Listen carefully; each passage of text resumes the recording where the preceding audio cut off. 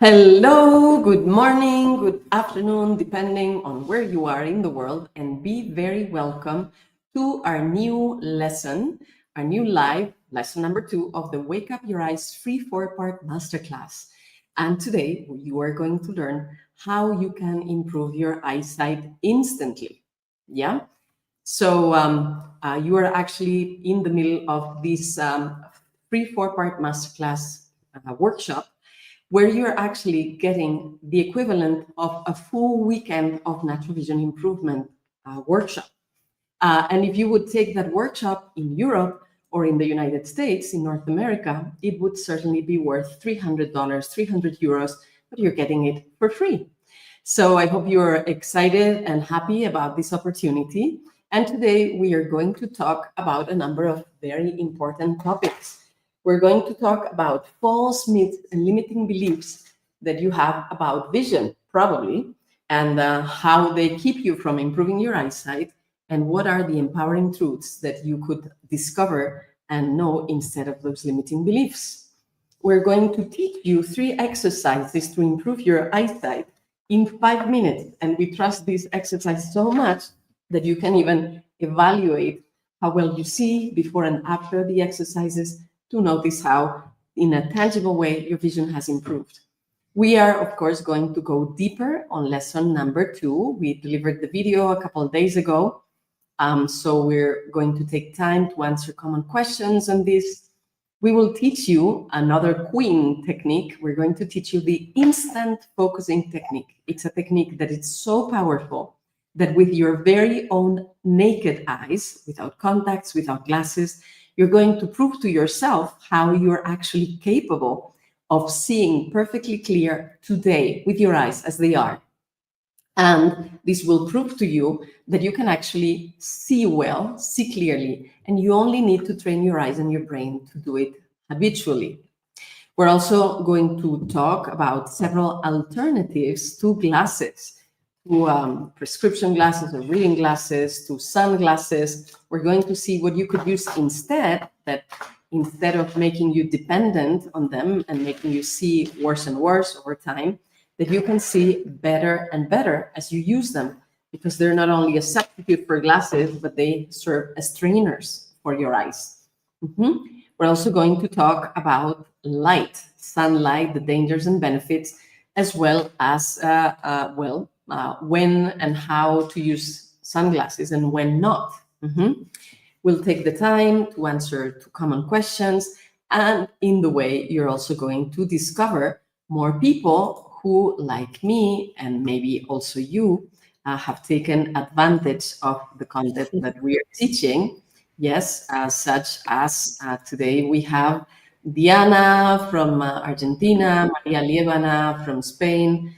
We have Marta, Yolanda, and Silvia. I don't know where they are, but they will say themselves, they'll introduce themselves. So Maria and Diana, they're already vision coaches with their diploma. They have already finished the training. And Marta, Yolanda, and Silvia, they're in training to become vision coaches. Thank you very much for being here. It's going to be a pleasure to share with you. And yeah, I'll be giving you the opportunity to talk as we go. Great. So we are also part of these more than 5 million people all over the world who have taken part in this 4-part free masterclass, Wake Up Your Eyes. We're always very excited to have people from all over the world. So we would love for you to comment from where you are watching. I see Wanda is watching from France, for example. And as we are doing this free 4-part masterclass, we keep growing live. Our YouTube channel has now surpassed 37.7 million views. Our most viral video has over 5.7 million views. And the second one has more than 3.3 million views. In YouTube, especially in Spanish, we have over 421,000 subscribers. And on email, both in English and Spanish, we have over 567,000 subscribers. And you are part of this visionary movement. So you can also keep sharing with more people around you, so they discover what you've learned, and they can also take care of their eyes and improve their vision naturally. So I see there's more people from France, from upstate New York, from Boston, from the Netherlands, from Sweden. Welcome, everyone. So happy to have you around with us. Yeah, so I already asked where you are from, and probably if you're here, you wear glasses or contacts and you would prefer not to, or you need drops, or you've had a surgery and maybe it went well for a while, but maybe symptoms appeared afterwards, or maybe it didn't go all that well, or maybe you actually want to avoid some surgery that's showing around the corner. Well, know that a lot of people have succeeded in not needing surgeries after taking our trainings. In any case, you are in the right place. Oh, and Florine from France says that she's on her second week without glasses. Congratulations, Florine. Bonsoir to you too. Yay. So actually, that's one of the questions that I want to ask you. What are you noticing already that's been happening since you started taking the Wake Up Your Eyes free masterclass? You've started practicing palming and sunning and other techniques that we've been teaching. What has been changing? What have you noticed already? We'll talk about this a little bit further in today's presentation. In any case, if you know anyone else that has some eyesight issues, you could share this information with them, and maybe you're going to be doing them a great favor. So share with the people that you care about. And hello, more people from the Netherlands. Okay, Janet is noticing that palming does help. Great. And we also have people from the United States, from Wisconsin. Okay, so are you interested or engaged? Because depending if you're just watching this like a Netflix series or a film, well, it's maybe nice information, and I'm flattered if you're watching, considering this is as interesting. But the best for your results, for your eyes and your eyesight, is actually that you do apply the techniques that we're teaching, that you're engaged, that you come to the classes, you show up, you participate in the lives, you apply the techniques, and that's what's going to make the difference. Okay, and I see some interesting things. For example, Terry noticed that last night less nighttime glare when driving. Okay, that's great. Good, very good results. Congratulations. Oh, and there's people saying that it's more than Netflix. Thank you so much. Thank you. Great. So yes, Netflix is fun, but that's not going to change your life most of the time. And this has the potential to do so, to improve your well-being. Okay. So if you're engaged, and I read in the chat that you are, I suppose that you have watched lesson number 1, both the video and the live, and you've been practicing palming, of course, and blinking and looking far and sleeping in the dark and smiling and laughing and crying and yawning and sighing and stretching and many other things that we advised in video and live number 1 of lesson 1. And if you have also watched video 2, you probably have started practicing sunning. And palming and sunning, for me, are the key natural vision improvement techniques. They're good for any symptom. They work at any age, both for people who had surgery or not. And they're amazing. And you can combine them. You can do sandwiches of palming and sunning. Today we're going to talk about it. And they're an amazing technique. I would like for you to write what you have noticed if you practice sunning. What has changed if you practice sunning? What did you notice? What were the effects of sunning? We already talked about palming the other time. So what changed when you did sunning? And I would like to ask the people who are behind with me, Diana, Maria, Silvia, Yolanda, Marta, any of you would like to share your experiences with sunning and what they changed for you? Okay, Yolanda, I see you're very enthusiastically waving your hands to you. And that will allow me to close the door over there. So I'm going to leave you talking with sunning, about sunning, and I'll come back. But I can hear everything you say. Okay. Hello, everyone.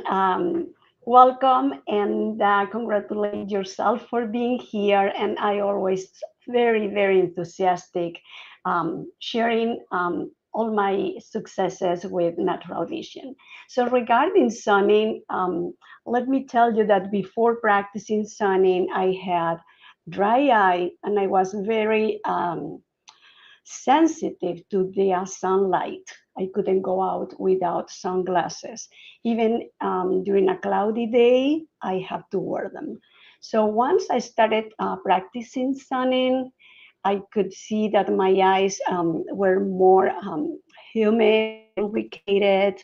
Now I don't use any drops, like artificial tears. I don't use them anymore since a year ago, and also I don't use sunglasses. I only use them when I drive and I have the sun in front of me, or it's coming on the side, and it's a danger because it blurs my vision, the glare of the sun. But other than that, I enjoy just being outside without sunglasses, looking at all the colors. So that's the way that I first noticed how sunning would help. And then after paying more attention and keeping practicing and doing more practices and more techniques, I could see that I could read better and a small font. So for me, sunning is one of the starts along with palming. I encourage you to do it anytime you can. Even in winter time, I open my window. I live in the US, close to the Great Lakes, Illinois, Chicago area. I drop my window for a few minutes, do sunning, and that's it. We're going to talk about how to do sunning in cold weather or in gray weather, because I'm seeing that there's people in the Netherlands that don't have much sun at the moment, or people in the north of France, there's only rain at the moment. So Natalie, know that I lived in Lille for 13 years in the north of France, where all year long it's like 11 degrees Celsius, gray and raining. And there's alternatives so that you can do sunning if it stops raining, of course, but even with gray. And in cloudy Sweden, so we're going to talk about all these possibilities when there is no sun. So that's part of today's lesson, yeah? But one thing at a time. Thank you very much, Yolanda, for You're sharing. welcome.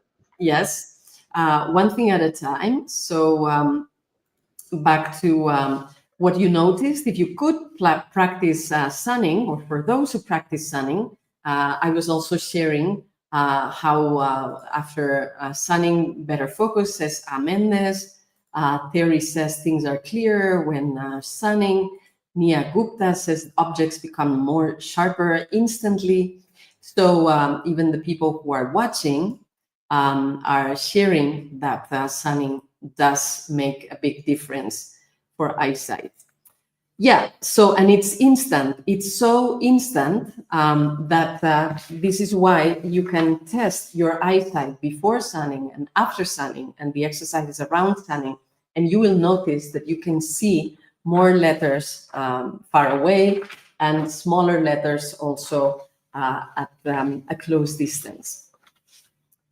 Okay, so if you want to improve your eyesight even more, you're in the right place. We're going to keep giving you instructions and exercises and practices around sunning and more today. And if you want to improve more and more and make the most out of this workshop, well, remember that this is part of a series of 4 lessons. And today we're basically in the Ecuador.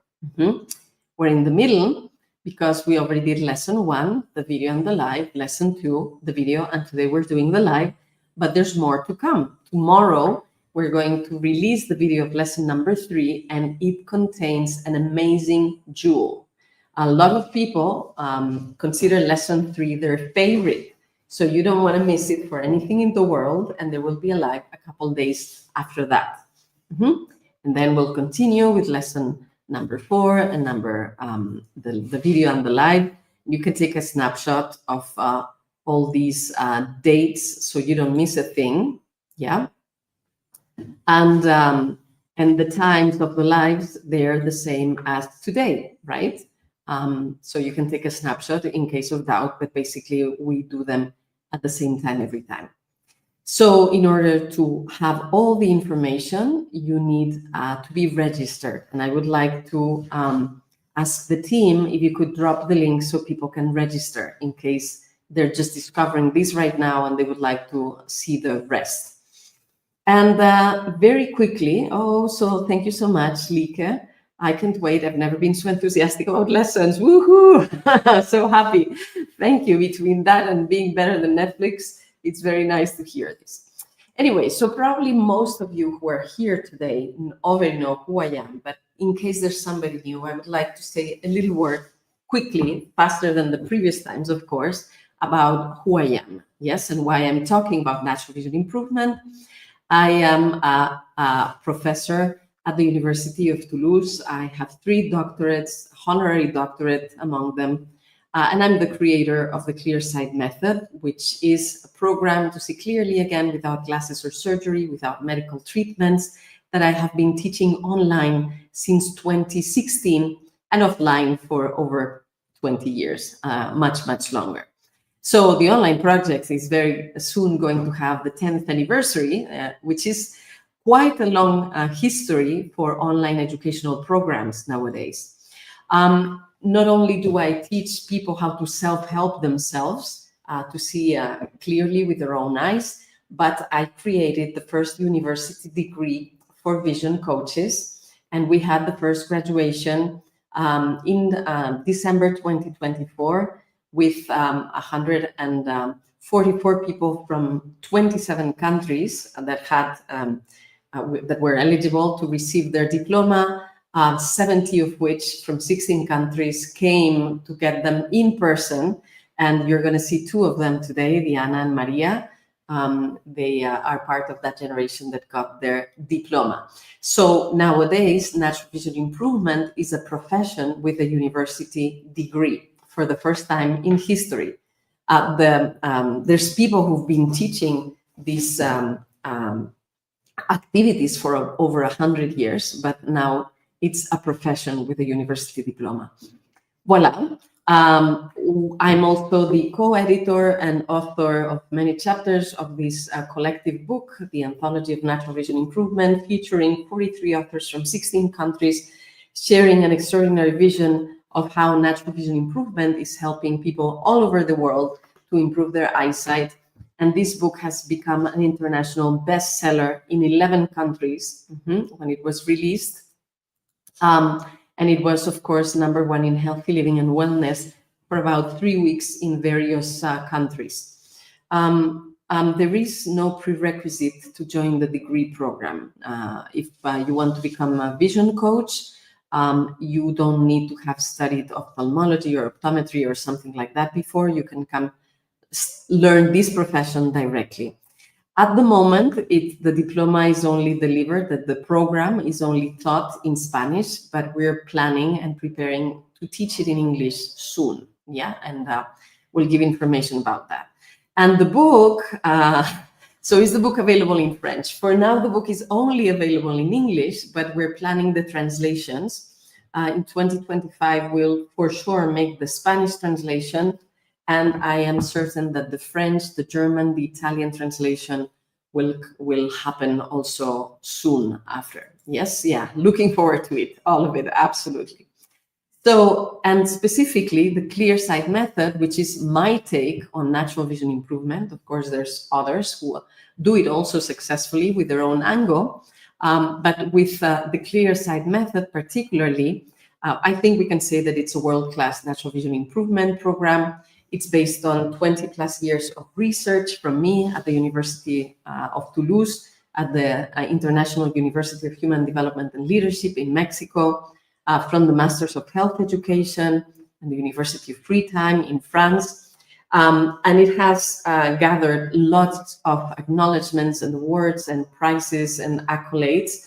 In 2019, second prize, most deserving program in the States. I'm not going to read the whole list again. I told you this the other day. You can take a look We've got awards from the USA, from Brazil, from the UK, from the EU, from Great Britain. I have some of the little statues and frames around here, just to say that if the program is getting so many awards, it's because it has quality. Otherwise, it wouldn't be getting all this attention, right? And the reason why I highlight this is because you deserve to know the quality and the value that you get from participating. Yes, this information is legit. It's scientifically proven, it's scientifically based, it's taught at the university, it has a university degree that I direct. And there's thousands, actually millions of people around the world who've benefited from this work before you. Okay, and if they could do it, you can too, and I could do it, and you can too. So how I started with all this, and I'm not going to tell the whole story again, was because I had vision issues from birth. I had 3 symptoms when I was born: strabismus, amblyopia, and myopia, so nearsightedness. And then later on, I developed astigmatism and myopia again. And then later on, I had presbyopia and astigmatism again. And at some point, I also had double vision. So I know what it is to have eyesight symptoms, but I always found solutions to them naturally. And at some point in time, I decided to make this my life's work, yeah, and my mission. And so that's why we're here. Voila. But I have done first what I'm teaching, and the people that are here with me today, they also had to improve their own eyesight, and they did before they became vision coaches and as they became vision coaches. And that's why they can also talk about this, because they have done it, they've experienced it.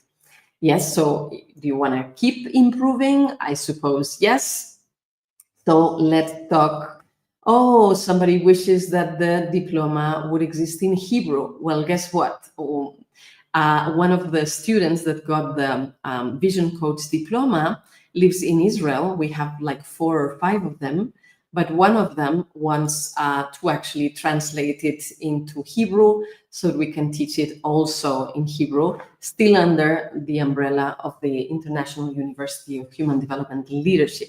So that's going to be in process, but I don't know when it's going to be ready for sure.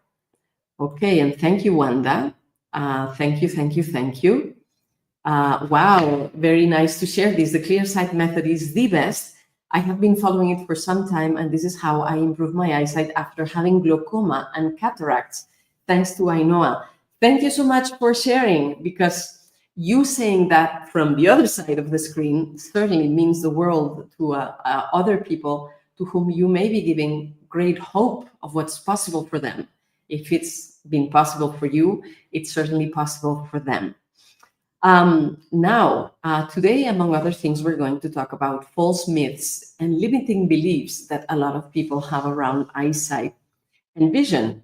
And maybe one of you that are in the background with me would like to talk about this with me. Sylvia, I see your enthusiasm. Okay. So let's talk about the false myths and limiting beliefs together with Sylvia. So here's a big list, right? Because a lot of people believe all of these things. Would you like to take one of them? And Sylvia is using her pinhole glasses that we're going to in a I moment. could talk about presbyopia because it Okay. is supposed that you get it when you get old. So these are my pinhole glasses. Hello, I'm Silvia from Spain, and I'm happy to share with you my experience with this ClearSight method. Can I ask a question and then I'll let Yes. you talk, Sylvia? Would you mind removing the pinhole glasses? We'll talk about those later. I will have an Okay, explanation about it. sure. I prefer to have them away. Go ahead. So my symptoms have been until now hyperopia, presbyopia, and astigmatism. And once I started this method, the first thing I noted with sunning and shading, which is a variety of sunning, with a paper that looks like this with different size of paragraphs, is that my presbyopia has been reduced, and it makes me really happy because one of those beliefs that you think that when you get older that you have lazy eyes is not true, because my eyes are more relaxed every day, and they surprise me with different flashes that I get, and these flashes are getting more and more frequent, and they last longer every time. And one of those is the fact that I can start to see the letters, the shape of the letters, because for me, the letters didn't exist. They were just spots, black spots without shapes. And now, little by little, but every day, I suddenly see the letters coming to me. And I am happy because I didn't know that they were there. So I can start to read different sides of letters, and it is improving every day. And whenever I need to read something very small or I am in a hurry, I just use these pinhole glasses. And my presbyopia glasses that are here, they are just in a box, because I don't use them. I just have them there to remind me that this is what you were, and now you are a different person.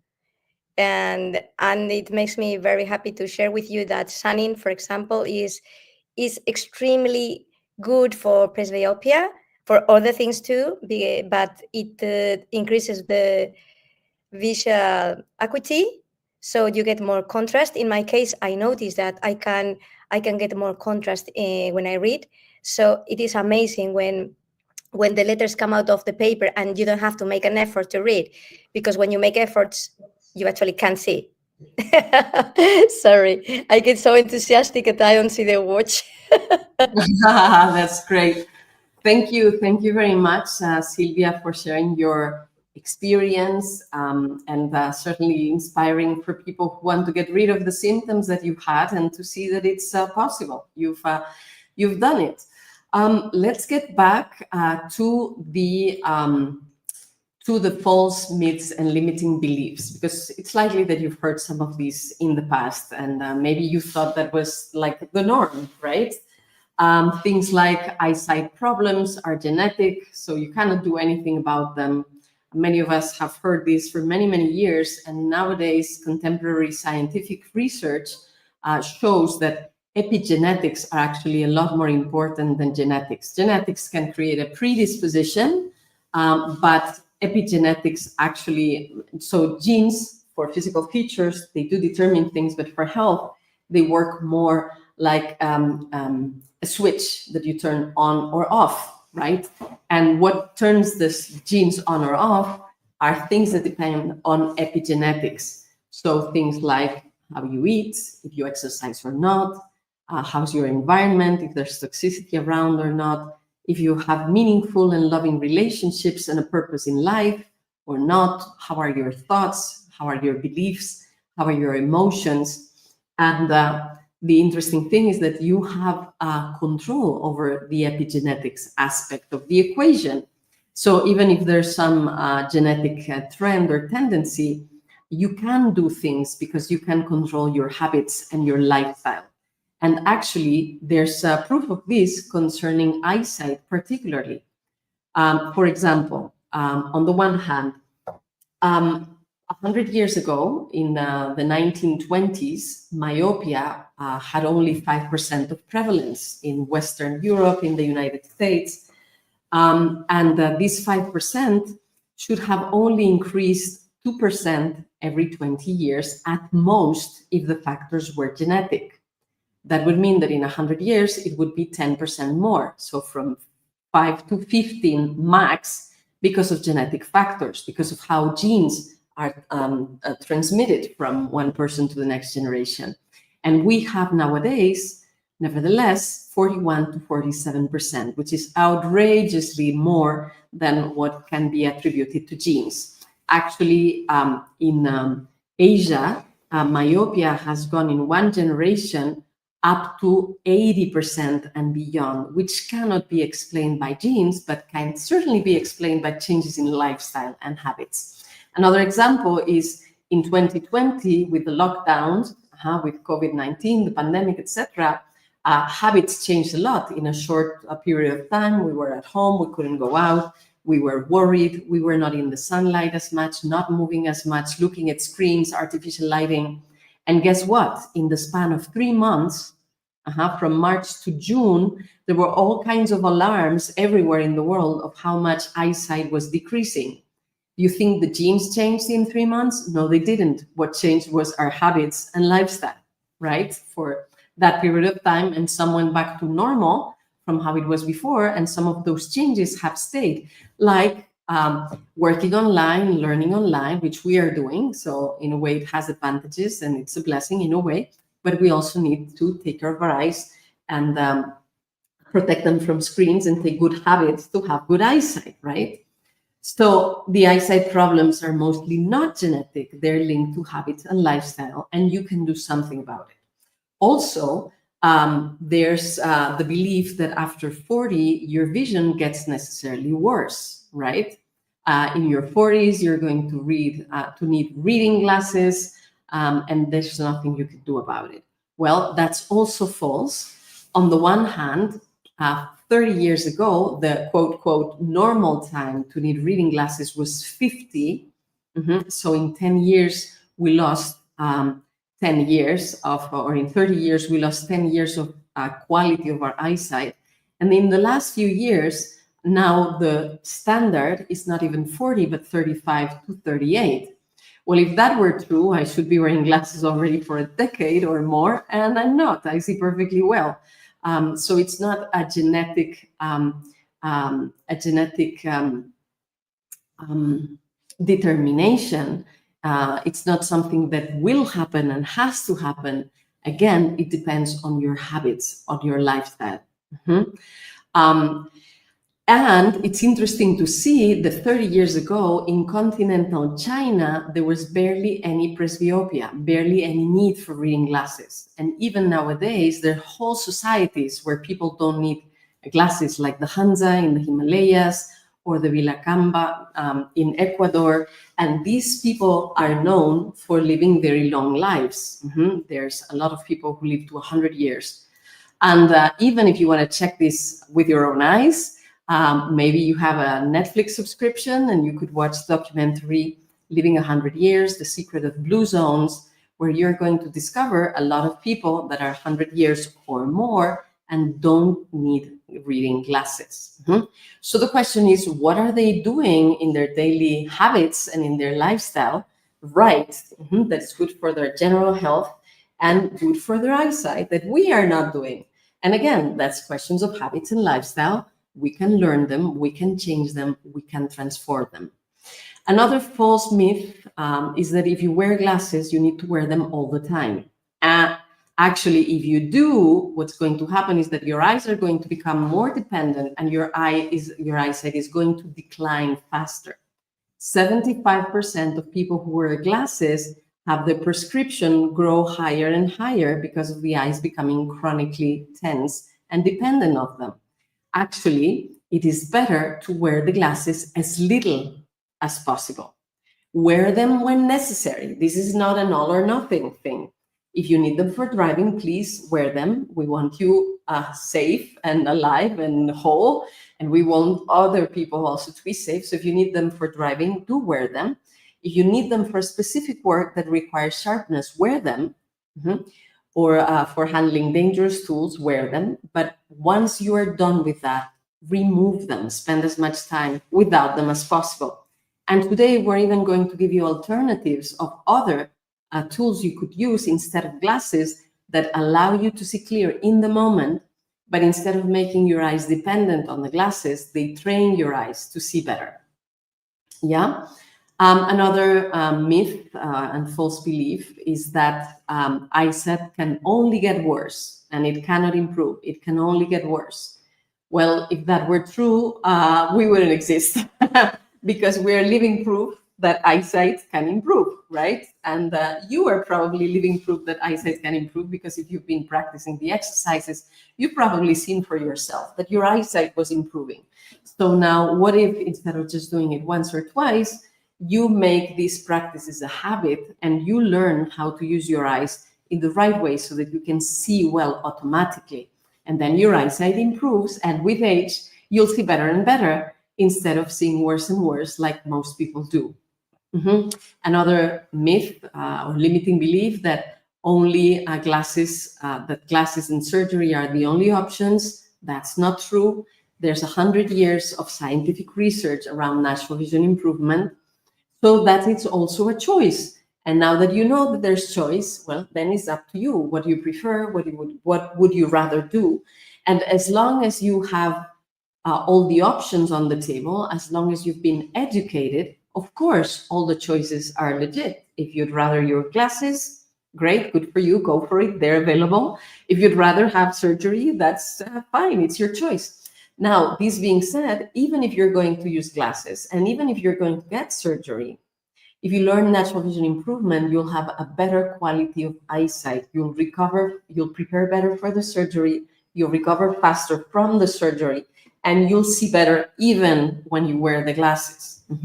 So this is useful stuff if you want to use it as prevention, if you want to improve your eyesight from symptoms that you already have. It's always useful.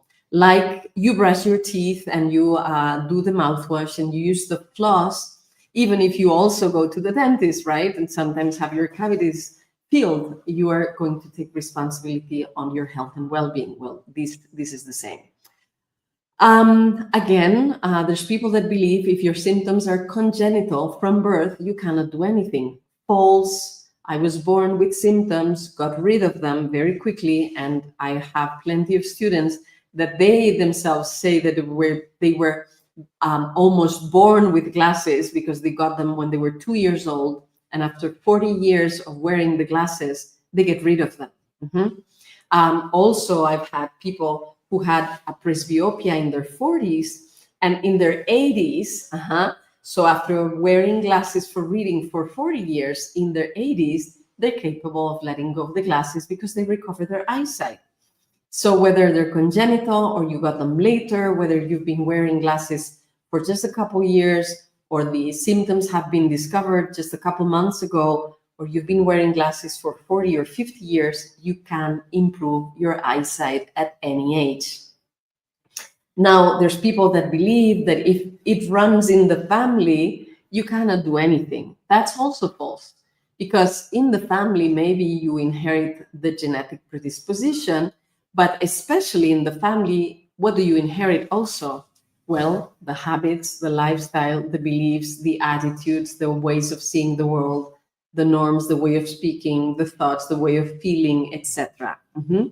So you can change that. And then if you choose to change that, you may be the first person that makes that now what runs in the family is good eyesight and clarity. Because the moment you learn how to do this, you can also share it with your spouse, teach it to your parents, teach it to your kids, the same way you taught them to take a shower, to drink water, to brush their teeth or comb their hair, right? So these are things that you can also transmit in your family habits.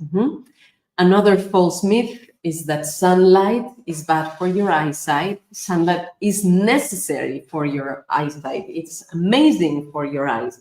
The eyes need the nourishment from light. They activate with light. They need contrast of light and they need different kinds of light, but they need very much natural light.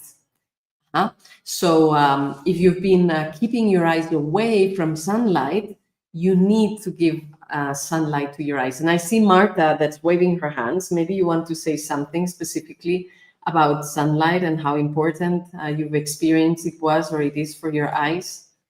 Yes. Hi, Dr. Ana. Good morning, everyone. Good afternoon. Thank you. Yes, I just wanted to share that just that you mentioned, share my experience. When I was 13 years old, I was have a diagnostic with retinitis pigmentosa. I had been using my glasses for 40 years, and I remember the first time when my doctor gave me that diagnostic, he told me that I have to use my sunglasses all the time. Don't go outside without your sunglasses because that will be increase your condition and you can become blind very soon. Of course, with that diagnostic, that's scary. And always, I remember, put my sunglasses, my hat, sometimes with an umbrella, cover me because I was afraid from the sunlight. And for 40 years, the night vision is a very difficult, but when I grow older, I remember when I was outside, it was like a blind. I started feeling like the sunlight bothers me. And I told my doctor, and he told me, yeah, that's normal because of your condition. Just protect, don't leave your sunglasses, wear always. And okay, so when I found Dr. Ainhoa and started sunning, I remember I do the exercise for sunning for twice a day, sunrise and the sunset. And for 5 minutes, I just started receiving the sunlight. And I just remember this third day when I was walking my dog and I went to the park. I very early, I was waiting for the sunrise. And when I started the sunning, and then started the palming, a little palming. And when I opened my eyes, it was like a switch. I start seeing the colors like a more live. The grass was very green. My white dog was even wider. And I remember when I saw the trees and I see the definition of the leaves very, very defined. The contrast was clear, everything was clear. And I go far and see I see a white car very far. I say, oh, this is a white car, I can see it. Oh, this is a black one. So it was very emotional. It was like a little girl.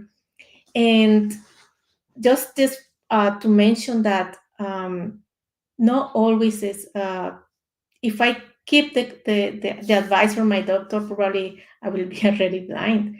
But I just want to let people know that sunlight this is a very simple but very powerful technique. I recommend to everyone to do it because for me it helped a lot. The photo what's the name, photosensitive Photosensitive. That's sensitivity to the light, yes. yeah, Clear. I don't suffer from that anymore. I go outside and I'm so happy. All the colors are very clear. And that was, I just wanted to share that. And if I have a little time for share about one of the limitations, I remember, and also a doctor told me one day, you have to keep your glasses all the time. You wearing, because if not, your vision is gonna be worse. I think that is very wrong assumption, because when I don't use my glasses, and I remember a doctor told me one day, I don't know how could you can go outside without glasses. Yeah, well, I can see very well. I have to use it for read very small prints, but I don't use my glasses. So just when I take off my glasses, my vision started to improve, and it had been improving every day. So yeah, thank you, Dr. Ainhoa. Thank you. Thank you very much, Marta, for sharing. And I see Terry that says, my mom has a friend who started working outside. He went to get his eye checked and his eyesight had improved. And the only difference was working outside instead of inside. Absolutely. The eyes absolutely need sunlight. Sunlight activates them, nourishes the cells in the retina. We're going to talk about this a little bit more. Actually, when you wear any kind of glass, whether it's for reading or a prescription glass, or of course sunglasses, you are filtering part of the solar spectrum and you're depriving your eyes from their nourishment. Nowadays, there's some researchers that are talking about malillumination as something that is as dangerous as malnutrition. And apparently, not just for eyesight, there's more and more evidence, it seems. This is not my field of specialty, but you may want to have a look at that. It seems that nowadays it's been proven that more people are getting cancer from not getting enough sunlight than from getting too much of it. So the sunlight is good for your health. It's good to get vitamin D. It's good to regulate your your nervous system. It's good to regulate your endocrine system, so your hormones. It tells your body when to be active and when to rest. Also regulating the circadian cycle, and so generating melatonin when it's necessary to go to sleep. If you're wearing glasses of any kinds, you're actually fooling your brain. Your brain is getting confused about what time of the day it is and how the body should be regulating. Yeah, so you need sunlight for your eyesight and for your health and well-being. And actually, if you've been practicing sunning, for sure, you probably notice that when you do that, not only you feel that your eyes relax, your face relaxes, and you actually feel better after you practice sunning. And if you test the eye chart before and after sunning, you'll see that you do see better in a way that can be measured. We'll talk more about sunlight today, but we just need to leave behind that silly fear of the sun. It actually protects your eyes and your eyesight. And also, nowadays, a contemporary belief is that if you're spending time in front of screens and computers, you should wear glasses to block the blue light if you use screens. Well, that's also not true. First of all, it's not been shown that the blue blockers are good for your eyes. The results from research are mixed. They cannot really determine if they do something or they don't concerning blue light. But every time you're wearing glasses, you're actually creating bad habits for your eyes because you inhibit blinking, you're seeing flat because you're looking behind a glass, because they make you forget about the peripheral view, because they tend to inhibit the movement of the eyes and you're looking in the center of the glass. They filtering light, even the comfort glasses, they're filtering sunlight that you do need. So if you want to protect your eyes from the screens, there's other things that you can do that are more logical than wearing glasses. For example, you could install a virtual filter on your screen, for example, like F-Lux or Iris. F-Lux is completely free, and what it will do is that it will change the color of your screen.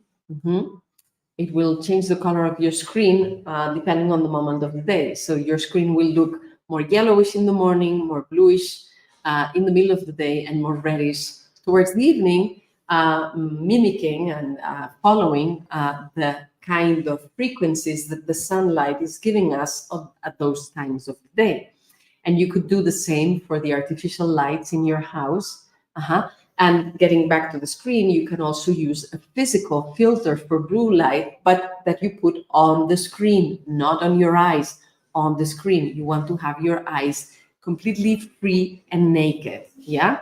And I was seeing Diana and Maria reacting behind, and I was talking about these things. So do any of you want to comment on any of these false beliefs? I see you, Maria, and I see your diploma behind you. Hello, everyone. Hello, Maria. How are you? I've lived so many of those false myths. Do you know one of them? Maybe you don't know this one. I started engaging to the courses because I was near my 40s. I was about to be in my 40s, which was the moment when my eyesight was going to get even worse than it was before. So, yes. But together with so many others, the first thing I did when I got my first glasses, I got my first glasses. These are them. These were my first glasses for myopia. I got them rescued, and I got them when I was 13. I could see the blackboard. I could watch TV. I could see so many things without my glasses. And they told me that I should wear them all the time, every day, from morning to night, every day. What did I do? I was very frustrated because I could see everything. I could practically. So if I went to an eye chart, I just didn't see the last line. When in the distance that you're supposed to see the eye chart. So Maria, can you get closer to the mic? Because the sound, as you get closer, it's better. And as you get further away, we cannot hear you as well. okay, I'm sorry. So as you get closer to sorry, what I was saying. So I got to the eye chart. The only line that I couldn't see was the last one, and I was told that I should wear my glasses all the time, every day, all days, all day. And what happened? I started wearing my glasses. One of the first moments when I started wearing my glasses was outdoors.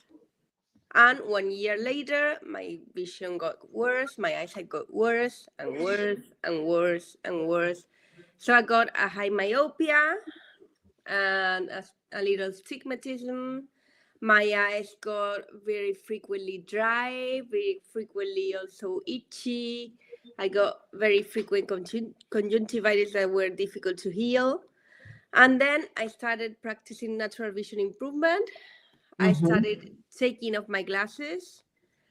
And my first clear flash, the first moment in which I could see clear, was actually when I was going for a walk, so outdoors with my glasses on my pocket. And I could see a license plate for a car, which was like 5 meters away. So everyone try to spend time without glasses. Very helpful. Yes. So for you, I understand that likely your vision got worse from wearing the glasses all the time. And the moment you stopped doing that, your vision started improving. And of course, being outdoors with sunlight and practicing natural vision improvement. And if I remember well, when we met, you could see clear like at this distance. Like this distance, yes. Yes, and nowadays, well, you can see 5 meters. You can see and now you have told me to get closer to the screen. Because of the mic. Because of the mic. Yeah, I could actually see the screen from that distance. So yes, yeah. of course. I'm also recommending my colleagues, the people who work with me with presbyopia. I'm recommending them to read outside, to read outdoors, so that they don't have to use their glasses to read.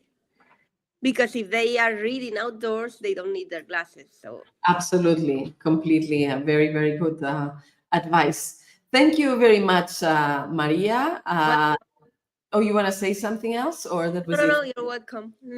Okay, Diana, I was also seeing you reacting when I was talking about these false myths and limiting beliefs. Maybe you want to say something. Yeah. Go Yeah. ahead. Hello, everyone. Because I was imagining, I have a backyard. I love it. I go outside. I water my plants, and I imagine them being in the dark always. What would happen? We need sun to live. Planet Earth lives because of the sun and all the resources, the natural resources we have. Yeah. So we also need light, sunlight. I remember the first time I was there, like you are, and I said, okay, after 45 years of wearing glasses, why not try the free course and do something? Let's try it.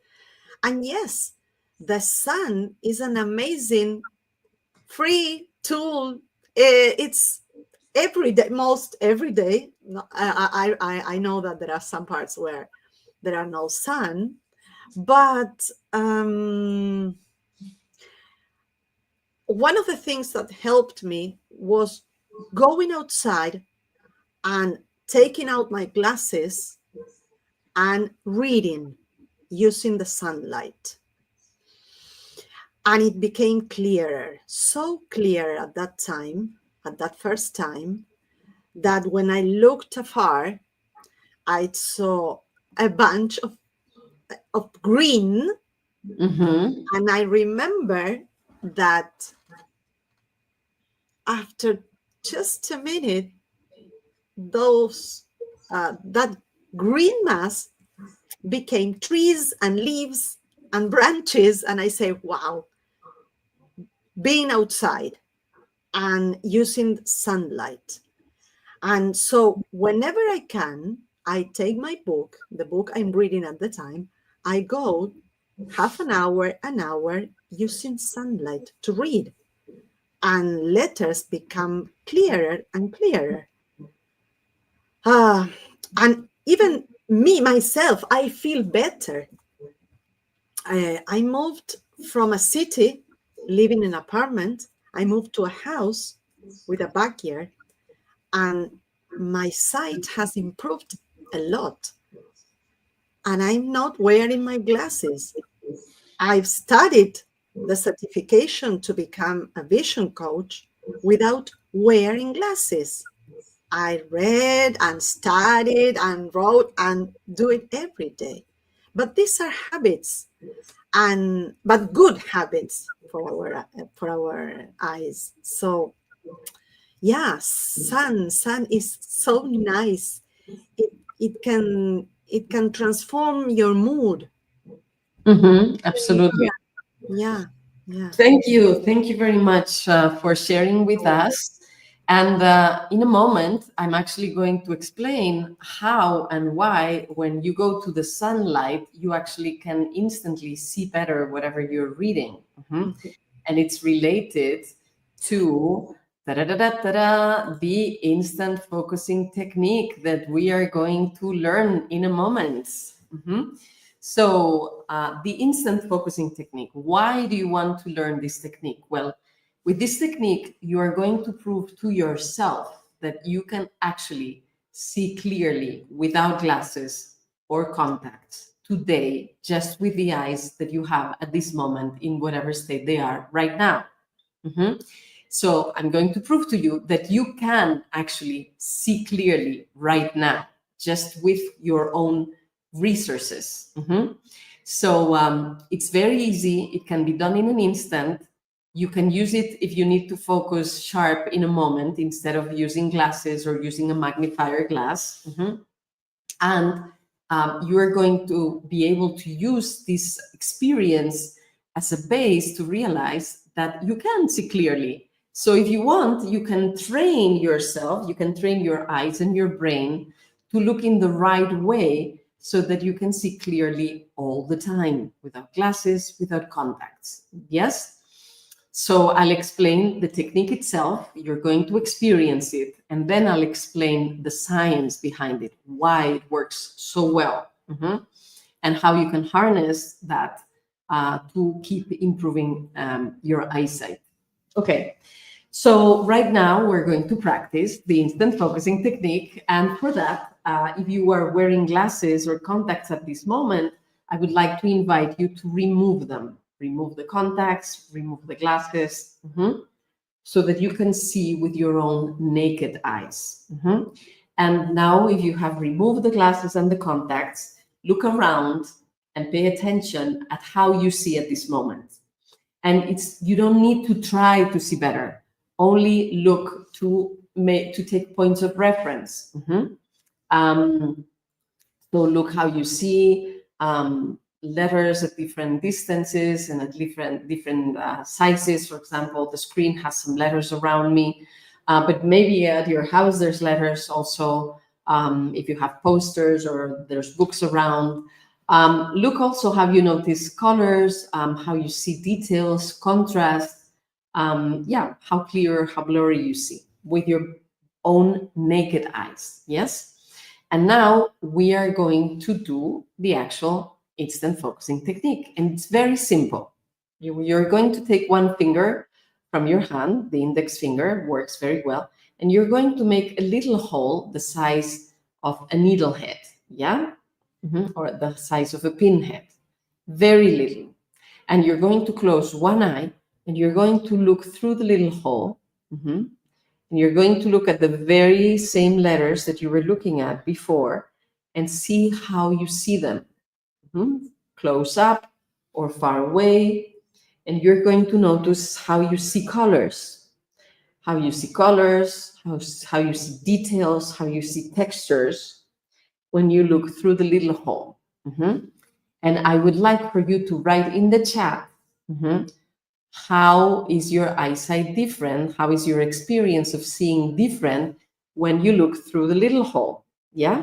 Write, please, what have you experienced different when you look through the little hole. And Marta, Yolanda, Silvia, Maria, Diana, if you want to share your experience of looking through the little hole. I see Yolanda. Okay, go ahead.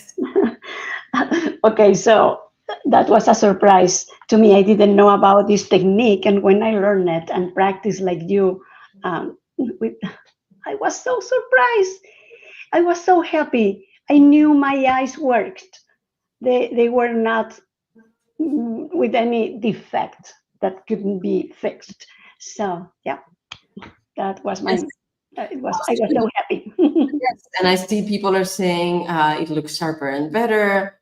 Now I can see the chart without any effort. It's clear and colors are bright. I have better focus. It's more focused and clear. I have better focus.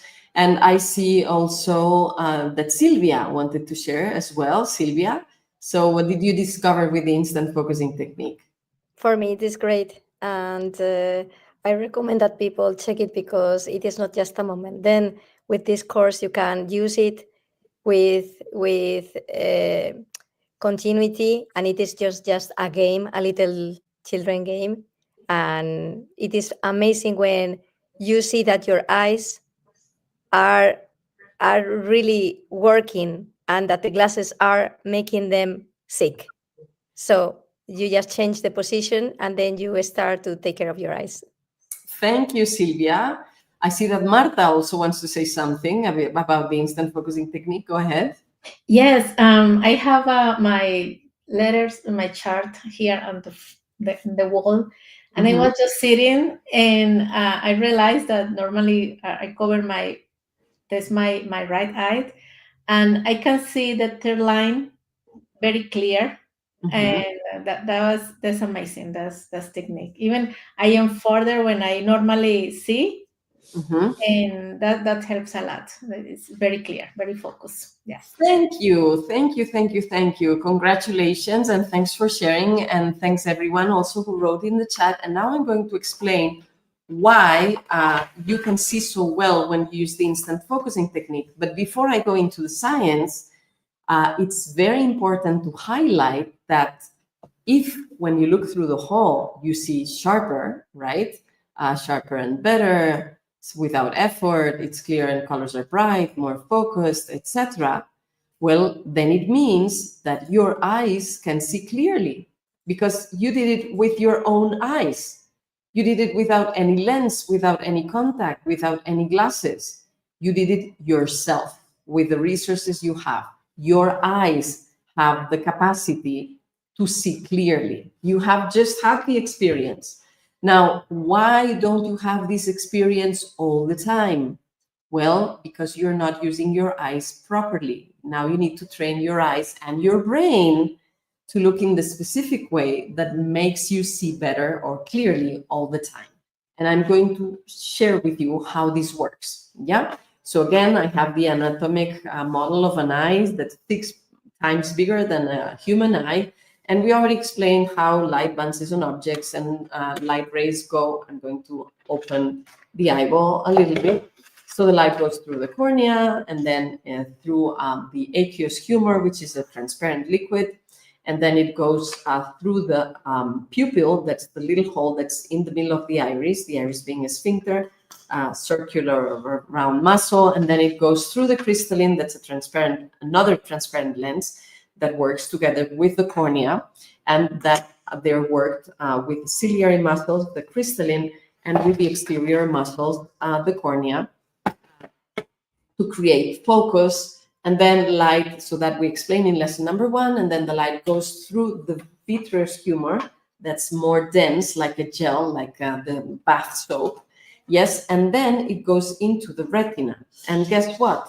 So the retina is this nervous tissue that covers the back of the eye, and it's made up of rods and cones. And the rods are about 120 million, and they are able to notice differences of shades of gray.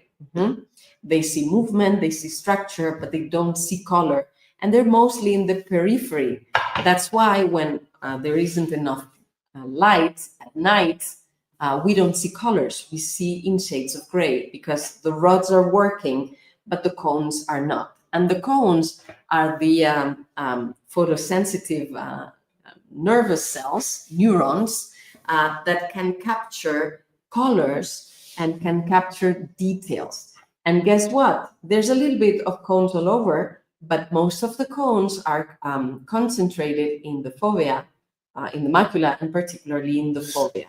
And when you put the iris with the pupil in place, yeah, so the light is going into directly in front of the fovea, the macula, yes? So when you make a little hole, now you're restraining the light that is going into your eye, and it's going only and directly into the fovea where you see sharp. And when the sun is out, what happens?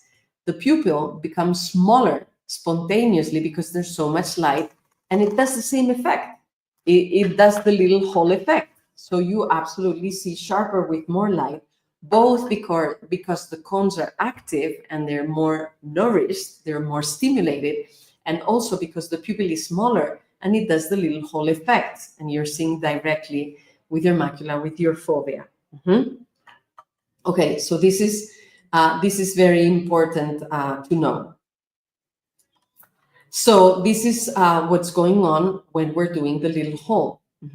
And what does this mean also? That anatomically, we don't see at all the distances and in all our visual field as sharp. We don't see the same everywhere. Yeah, we're going to do another little test. You're going to hold both your thumbs in front of you, and you're going to look at one little detail without glasses or contacts, keep them removed. You're going to look at one little detail of one of your nails, of your fingers, of your thumbs.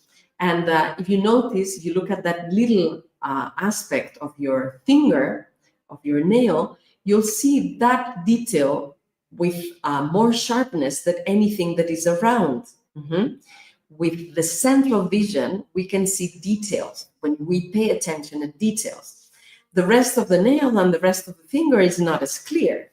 And actually, if you move one of the fingers, the one you're looking at, and you progressively put them further and further, you still see it. You have some awareness of it, but it's less and less clear. And it's still part of your visual field until at some point you stop realizing that it's there when it's outside of your visual field. And now you can do the reverse movement, and you can make it come closer and closer. And first you become aware of it being there, then you get more details, you have more information about the color and the general shape, and now you're seeing it better. And as it gets closer to the other finger, you see it almost as clear as the other finger, but not quite, because that's not the detail that you're looking at. Yes? So anatomically, our eye sees very clearly the little detail that's just in front of the eyes, but the rest not as well. So what do we people who see well do to see well all the time? Well, we're constantly looking for details to look at, and we're constantly moving our eyes. In lesson number 1, we told you that movement and looking at details were important principles for natural vision improvement. Yeah. So the reason why you're not seeing well all the time is that you haven't trained your eyes to look for details, to move all the time, and your brain to process with memory the ensemble of little details that you have seen, and to hold them in your memory so that your image that you're seeing is sharp. Yeah. And so one thing that you can do to improve your eyesight, of course, is being in the sun or with more intense light, so that your pupil, your iris actually becomes accustomed to making the pupil smaller. You can use the instant focusing technique as much as you want. But of course, you're not going to want to go through life like this, right? That would be very weird. You can do it at a time, maybe, if you need it, but it would be weird to go like this through life. So instead of that, you can use pinhole glasses. They have little holes that are the size of a pinhead, right? And they're just a shield of plastic. There's no lens in here, and it just has little holes. You can buy them very cheap on the internet, and there's many platforms that sell them.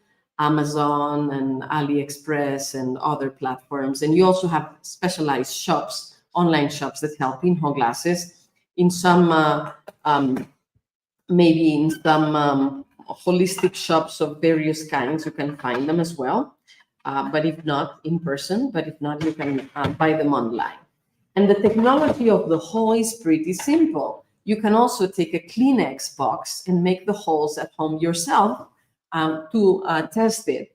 And maybe you are not going to want to go outside or to your job with the Kleenex made pinhole glasses, right? But to work at home or to do things at home, you could use that just to do the test. So what do these pinhole glasses do? Well, when you wear them, you already have those little holes inside of them.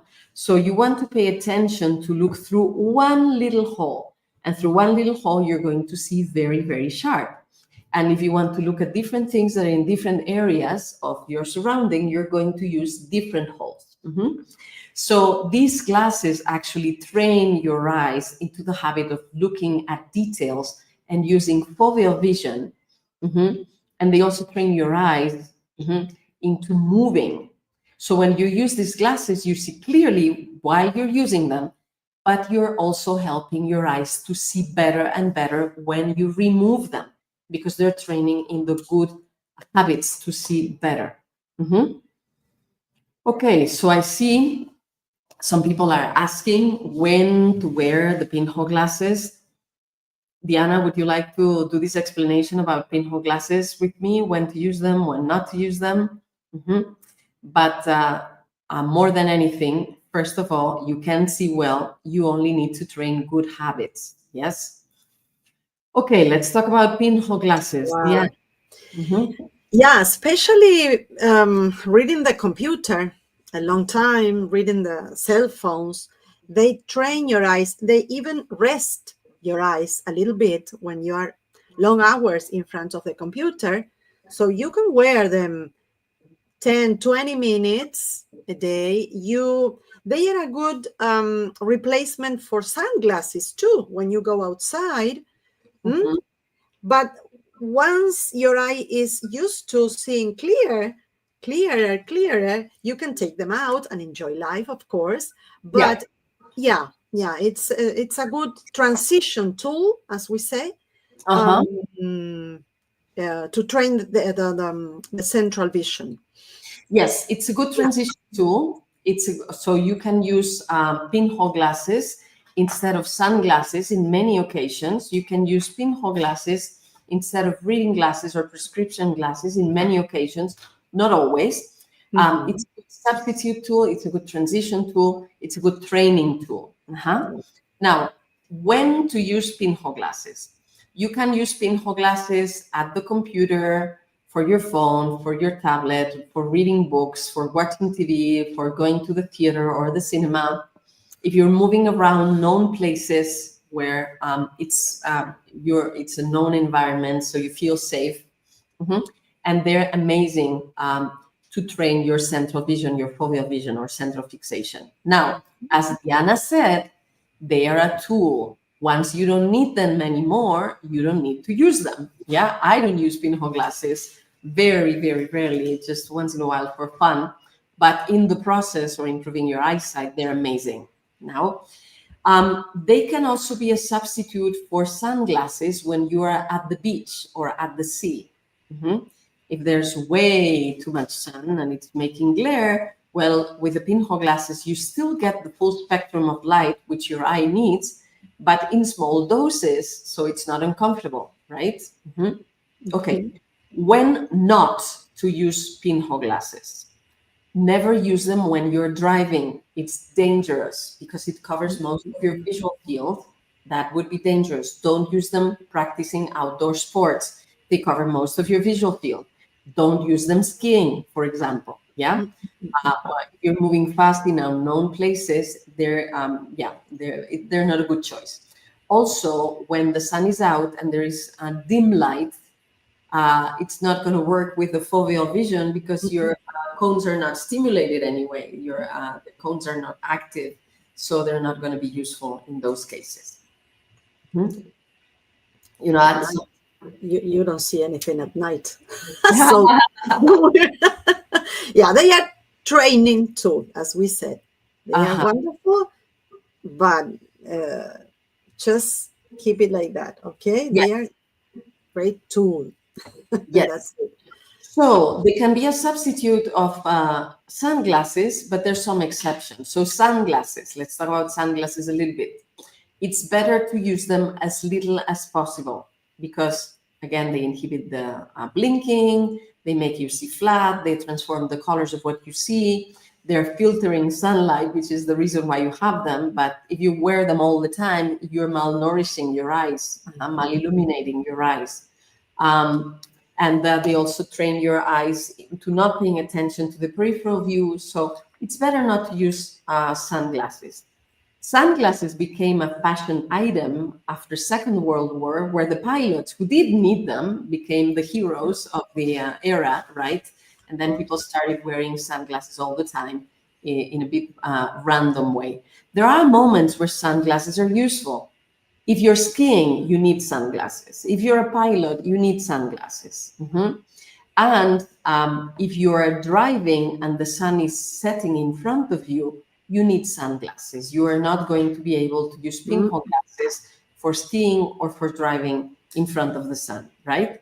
But other than those moments, it's better not to use them. At the sea, at the beach, in the summer, better use pinhole glasses than sunglasses, or wear a hat, bling a hat, go to the shadow. Yes, that will be better for your eyes. And again, yes, go ahead.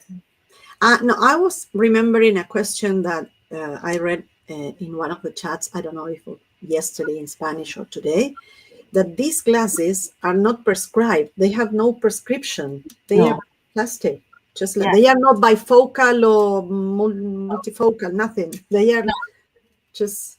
It's the technology of actually harnessing the power of your own eyesight, of your own foveal vision, yes, and they work both for nearsighted people, farsighted people, people who have astigmatism, people who have presbyopia or need for reading glasses. They're good for any kind of refractive error. And they allow your eyesight to get better from any symptom that you may have to begin with. Okay, so, and when would you use these? Well, for driving, for example, for driving, you may need them because you cannot replace them by the pinhole glasses. Or if you're having, you're handling dangerous tools, you want all your fingers and all your body parts. Yeah, if this is covering too much the visual field, well, you may need some glasses for the moment. Yes, while you're improving your eyesight. Okay, thank you very much, Diana, for being here with me too. And maybe, as we talked about sunglasses, we also need to address the beliefs that people have. Well, we already talked about sunlight in general, right, with some of the people here, including Diana. But we need to know a little bit more about sunlight and light and how it affects our vision. And you probably have heard a lot of the dangers, but now I'm going to tell you about the benefits, about red light, blue light, and UV light. They're actually all necessary and good for your eyesight. You need the UV lights for synthesizing vitamin D. And until 2016, it was believed that vitamin D was synthesized by the sun on your skin. And to a certain extent, that is true. But most of vitamin D is synthesized with the sunlight that gets through all the transparent structures in your eyes. Sunlight can get the most inside your body through your eyes. And actually, most of vitamin D is produced thanks to photosensitive cells in the eyes that are signaled through light that goes to the eyes. So when you're wearing sunglasses, you're depriving your whole system from vitamin D, let alone your eyes from lights. Blue light has been demonized with screens and LED lights. And what is not good is actually artificial blue light at the wrong hour of the day. That's why we will want blockers or to change the LED lights at home so that we can change the color of the light depending the moment of the day. But the sunlight, blue light, is great and necessary. It activates our nervous system, it regulates our hormone system, and in terms of eyesight, it allows us to prevent myopia and to correct it. In Singapore and Australia, there's been research showing the role of sunlight, blue light from the sun, preventing myopia. And nowadays, in a number of countries, it's compulsory that kids go play outside in the middle of the day so that they can have good eyesight. So especially if you've been having eyesight issues, you need to let your eyes be in touch with the sunlight at various times of the day. And in the last few years, there's been a lot of research about the importance of red light to activate the mitochondria of the cells of the retina and to give more energy to these cells and thus allow them to be healthier. And indeed, it's specifically red light of 670 hertz. And that red light is naturally present at sunrise and sunset. There's been a number of lamps that have been created for red light therapy, and certainly they're good. Maybe they're good. I know that some of them have been retired of the market to get the FDA and all the EU approvals for the healthcare systems, etc. But before you go buy yourself a lamp and you have one more thing that you have to pay for, why not use the free resource that you have around you in the form of sunlight? Sunlight is the best resource you can get for your eyes, better than any lamp. And here the trick is to watch the sunrise and the sunset. Of course, this is going to depend on where you live and how's the weather and how early or how late the sun rises and the sun sets. Oh, I thought I had my phone around. Anyway, one way, I'm going to get my phone so I can show you. But so I'll get the phone when I can. But in any case, the red light is naturally present at sunrise and sunset. And while you will do sunning with your eyes closed for the rest of the day, you can actually look at the sun with your bare eyes open at sunrise and sunset when you are at the level of the sea, because there's enough layers of the atmosphere to filter the other rays. And when the sun is rising and you can see the disk, the solar disk touching the horizon at the sea, or when the sun is setting and you can see the solar disk with the touching the horizon at the sea, it's very red. And that's the red that your eyes need to recover, to repair, for the cells to be healthy, and you can look directly into the sun. At other times of the day, there's people that have followed certain training techniques that allow them to look into the sun at any other moment of the day. But if you haven't followed those special techniques, know that it's completely safe. The time of the day when it's completely safe to look directly at the sun is at sunrise and sunset at the level of the sea. That's completely safe. And actually, looking at the sun at that moment, it's pleasant.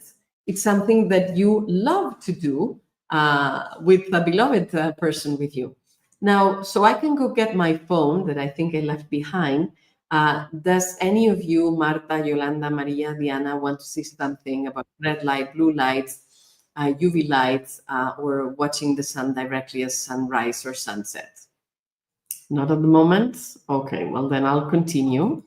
Maybe then you can talk about sunning, and you can remind us how we do sunning.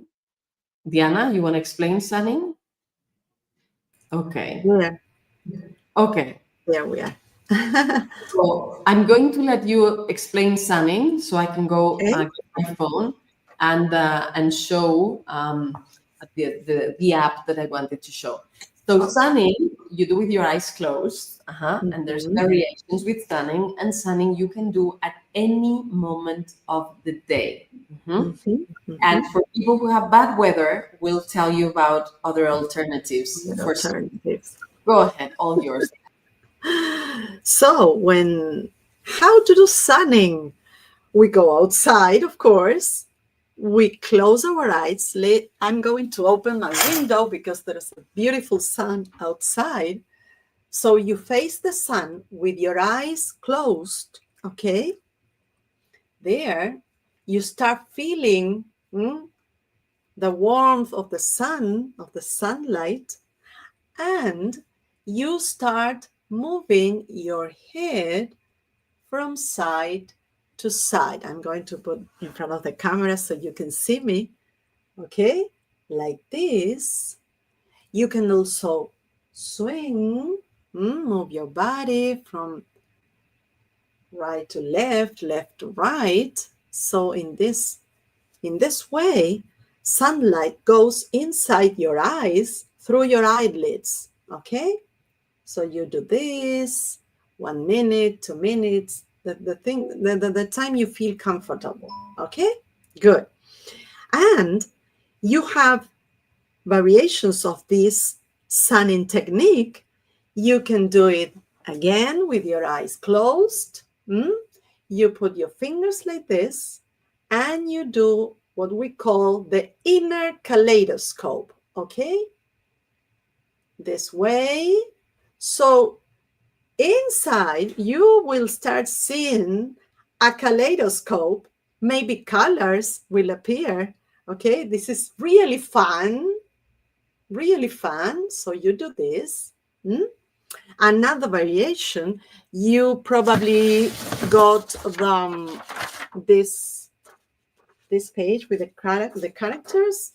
So you face the sun, you put this paper between the sun and your eyes.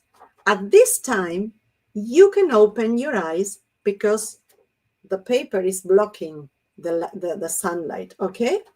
So you turn the page so you are not tempted to read, and you start doing what we call the eye shading in this way. In this way, you move the page up and down from side to side, okay? A minute. Then you turn the page, and when you look at the letters, maybe you see them clearer. You will see them clearer, okay? So, again, the page turned upside down, blocking the sunlight, okay? With your eyes open only at this time. If you take out the paper, close your eyes and try to do this movement I said before, okay? What else? So what else? I remember everything, but No, you did great. Anna, you did great. Now, these sunning techniques are so powerful that you can look, check on your eye chart, check on the small print before you practice any of them, and you will notice that before and after, there's a big difference. So this, you probably are holding this on a wall at home, and you can put a mark on the floor where you see the third line well and the fourth not so well. And you can check before and after doing sunning, you will see better the lines that you saw and probably more lines. And with a small print that you also use for the eye shading, you can take the distance of your elbow. It's practical because it's a normal reading distance, but also you always have your elbow to compare with identical conditions, right? So you can look at the letters before you do the palming and see what paragraphs you read comfortably without glasses or contacts. And after you do the palming, you will notice that you see those paragraphs better and you actually see more paragraphs than before. So this is quite amazing, and you can do sunning as many times as you want during the day at any moment of the day, as long as it feels interesting and comfortable. And this is important because I cannot tell you do this for 15 minutes at 12 p.m. or 12, because I don't know if you live in Ecuador or in Sweden, right? So maybe for Swedish, you would like to actually spend half an hour if you can, because that's the time when you can be in the sunlight. And maybe in Ecuador, it wouldn't be reasonable to stay that long in the middle of the day, but it's preferable to do it in the morning or in the afternoon.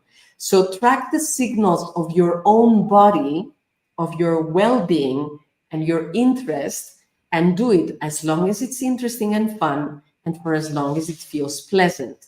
Also, if I tell you you have to do it for 15 minutes and you're between two meetings, you're not going to take the 5 minutes of opportunity. Mhm. And I want you to take those 5 minutes between meetings if you can. Yeah.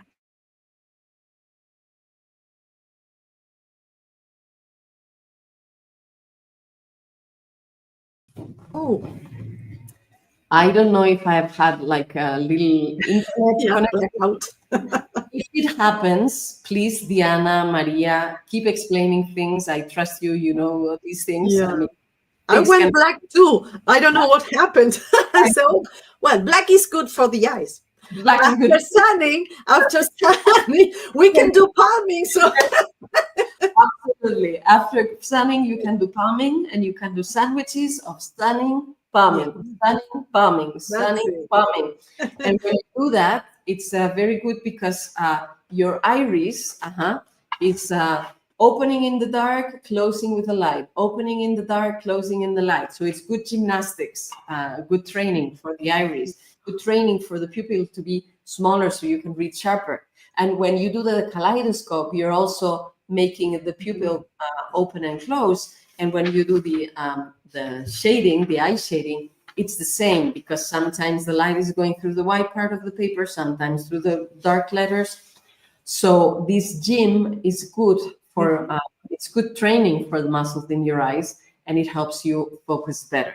Mhm. Yes. Someone asked, how long do we have to do sunning for life? And I said, yes, because you know what? I've been practicing natural vision for 4 years. And I remember last week or 2 weeks before, I don't know exactly when, but doing the kaleidoscope, I discovered a new color.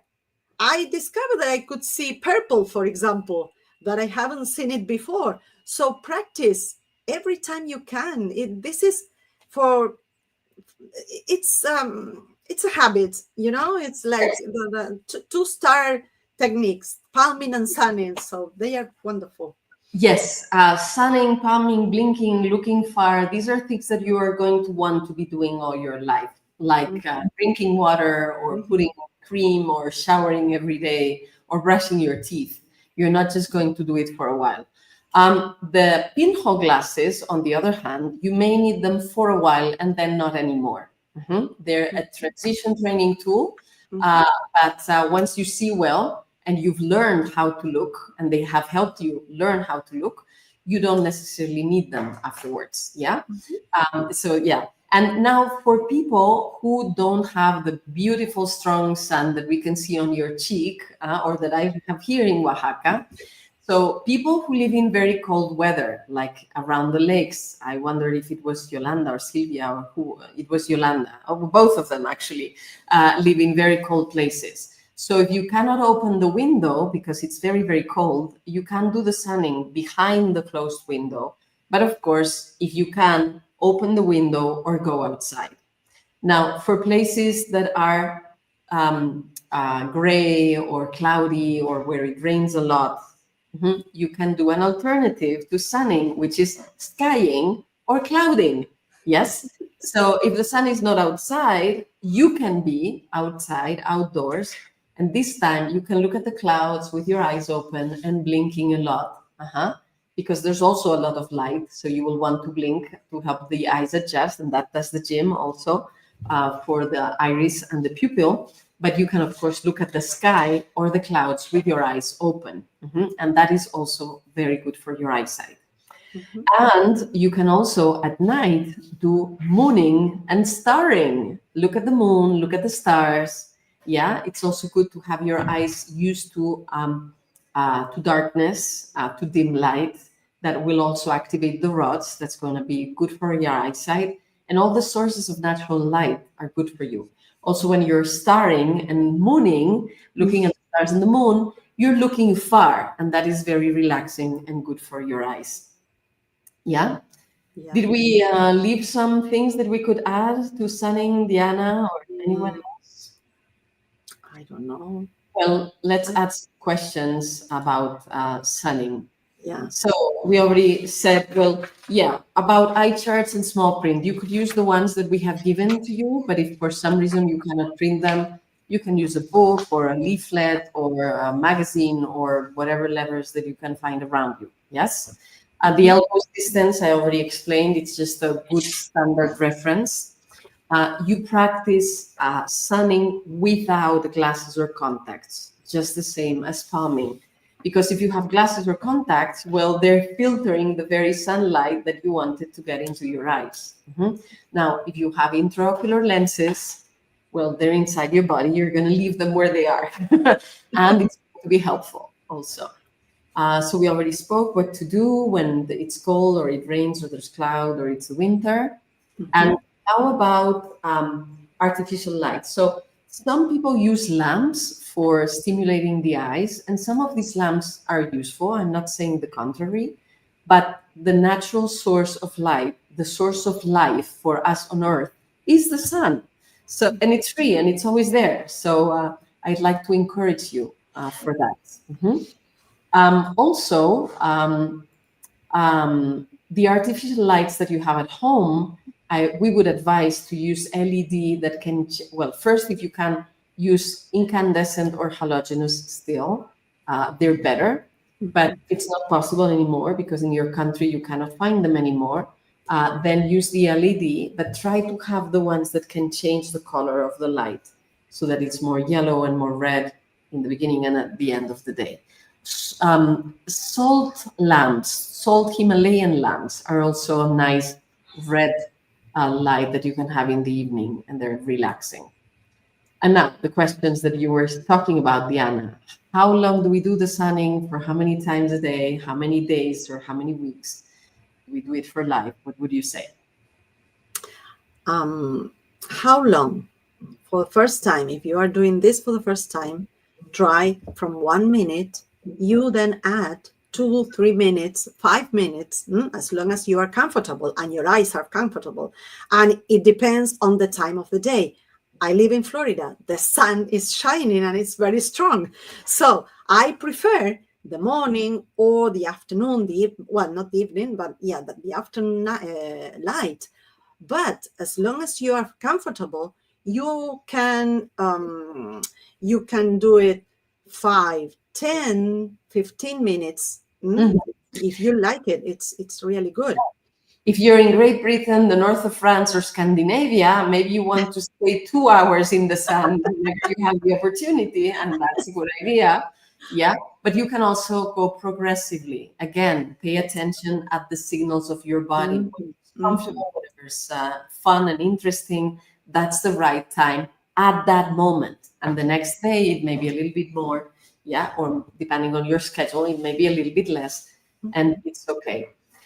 Now, does it work for my symptom? Yes. Sunning is absolutely useful, even necessary, I would say, when you have any kind of refractive error like nearsighted, farsighted, so myopia, hyperopia, or when you have presbyopia and the need for reading glasses, astigmatism, strabismus, amblyopia.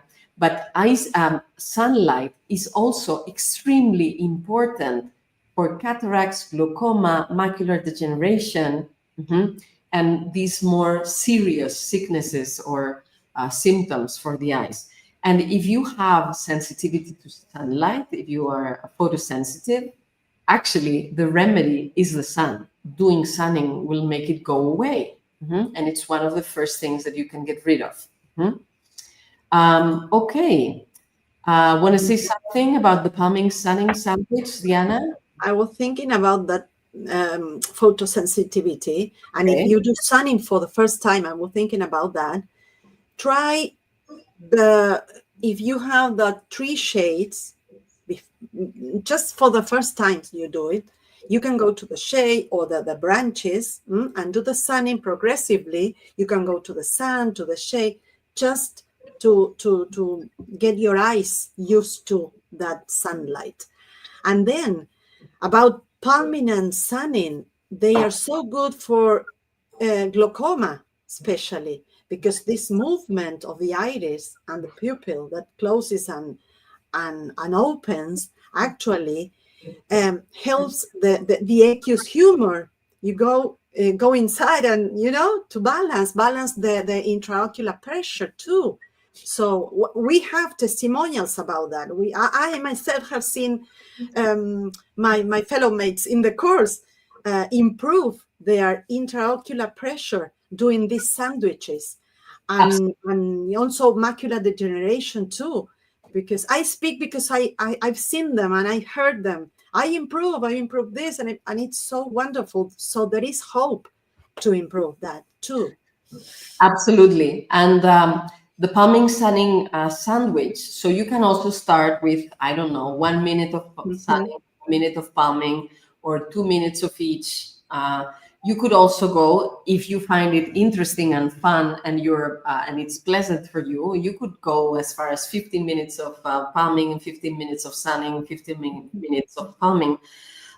The only point of attention is that if you have glaucoma or high intraocular pressure, you don't want to do palming more than 5 minutes at a time. So then your sandwich could be 5 minutes of palming, 5 minutes of sunning, 5 minutes of palming, and so on. Yeah. I actually find it nice, but that's me, to alternate them in sequences of 2-3 minutes to 5 minutes. Shorter than that, for me, it becomes kind of stressful, like I'm on the clock, like I have to change it. And longer than that, for me, it becomes a bit boring. So for me, the sweet spot is around those 2-3 minutes to 5 minutes each. But you may be different. So again, go with what feels good for you. Yeah, that's it. Yeah, you do the sunning. That's the sun. You do the sunning, 1 minute, you do this, then you turn around and you do palming, 1, 2 minutes, 5 minutes, as we said, then you go around and 2-3 times a day. That's wonderful. That's great. Wonderful. And it feels so great that your body, your eyes are asking you to do it. So it's not a have to do, it's a want to do. Yeah. Okay. Thank you. Thank you so much, Diana. Thank you very much. Actually, before I go on with the presentation, I would like to make sure I look back at some questions that we had. So we already talked about this, like no sun in the north of France. Yeah, like to avoid the reading glasses. Okay, Florine on her second week without glasses, that's great. Mendes experienced improvement, that's great. Okay, Nea has seen both videos and practiced. Wow. Mendes, good that you've been watching and exercising. If you only did sunning once, we advise you to do it more often. You're going to see the benefits. Okay, palming helps. Okay, these things we have seen. Oh, yes. During the summer, I really wear sunglasses and it's great. Absolutely, Janet. We're with you. Sylvia says, sunning suits me a lot, helps me with presbyopia. Thanks to sunning, my mother was healed of photophobia or photosensitivity. Yes. Florine, what's the best type of artificial lighting for the eyes? So we're not going to recommend you lamps here that deserves a bigger deep dive. But what we do recommend is that you change the lights at home to LED lights that you can regulate. Yeah. Okay. People being enthusiastic and very happy. Great. It was Dennis, I think. You managed to reduce 0.75 diopters. That's amazing. Just with a few days of practicing, you've reduced. Now, the lazy eye, is it the feature of the eye or the nervous system? Actually, it's how the brain uses the information that comes from the eye. But it can be related with the eye being deviated from strabismus. But that's something that can be worked on as well and can be corrected and improved naturally. Okay, this is about the book, Patience. Now it's available in English. It will be available in other languages. Oh, and I'm realizing that I actually found my phone and I wanted to show you an app on the phone. So if you want to track sunlight to know when the sunrise and the sunset is going to be so that you can do the looking at the sun directly, There are several apps. The one I have that I like is Sun Surveyor, but you can find more than this. And this one is a free one, and they're made for photographers and video makers because the quality of sunlight is very important to them. And wherever you live in the world, you can see when's the sunrise, when's the sunset. So you can plan your moments to go inside and make sure that you go and watch it. Yeah. Okay. Okay, I see. I tried to use pinhole glasses. I didn't feel it's better the walking without any glasses at all. Actually, walking with any glasses is amazing. For outdoors, I would recommend no glasses. But when you want to look at details, it's one of the possibilities of training. Yeah, it's like everything. See what works for you. Yeah, but see what makes sense and how you feel with it. How can the prevalence of both myopia and presbyopia increase at the same time? Well, because we're accumulating bad habits for the eyes, so they lose the possibility to see far and to see near. Okay, I do see it as an all or nothing right now. On my second week without glasses, my glasses are not my glasses anymore. I'm waiting before I drive again. Okay. If this is your choice, the all or nothing, okay, but you also can be kind and patient with yourself. You need the glasses for driving, use them.